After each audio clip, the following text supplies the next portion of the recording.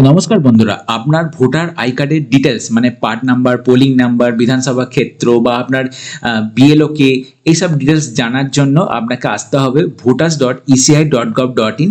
তো দেখতে পাচ্ছেন search your name in voter list, search your name in voter list, know your polling station, MP আর MLA, এই সব ডিটেলস আপনার ভোটার আই কার্ডের সম্বন্ধে জানতে পারবেন। তো এর উপরে আপনাকে ক্লিক করতে হবে। ক্লিক করার পরে নেক্সট পেজে আপনাকে ল্যাঙ্গুয়েজ সিলেক্ট করতে হবে, কোন ভাষায় আপনি দেখতে চান। যে ভাষায় আপনি দেখতে চান সেটা আপনাকে এখানে সিলেক্ট করে নিতে হবে। সমস্ত আপনার ইন্ডিয়ান ভাষা এখানে পেয়ে যাবেন। তারপর আপনাকে এখানে এপিক নাম্বার দিতে হবে, আপনার যে রাজ্য সেটা আপনাকে সিলেক্ট করতে হবে। সিলেক্ট করার পরে আপনাকে এখানে ক্যাপচা ফিল আপ করতে হবে।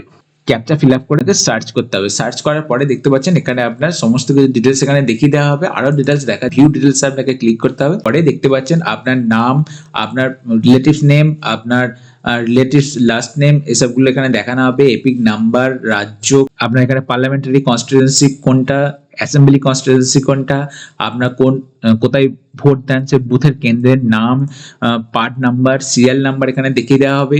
এখানে দেখতে পাচ্ছেন আপনার যদি বিএলও কে তার নাম এখানে দেখানো হবে, বিএলওর ফোন নাম্বার এখানে দেওয়া থাকবে, ইআরও কে ইআরওর এখানে ফোন নাম্বার দেওয়া থাকবে, আপনার ডিস্ট্রিক্টে এখন ডিইও কে সেটা আপনাকে দেখিয়ে দেওয়া হবে।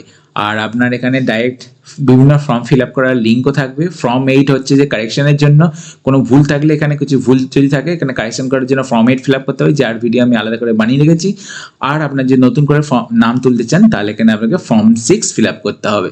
তো এইভাবে আপনার যে ভোটার আই কার্ডের ডিটেলস তথ্য আপনারা অনলাইনে দেখে নিতে পারবেন। এটাকে আপনি মনে করলে প্রিন্ট আউটও করতে পারবেন বা স্ক্রিনশটও নিয়ে রাখতে পারবেন। তো আশা করি ভালো লাগলে অবশ্যই লাইক, শেয়ার, সাবস্ক্রাইব করতে ভুলবেন না। দেখা হচ্ছে পরের ভিডিওয়। জয় হিন্দ, জয় ভারত।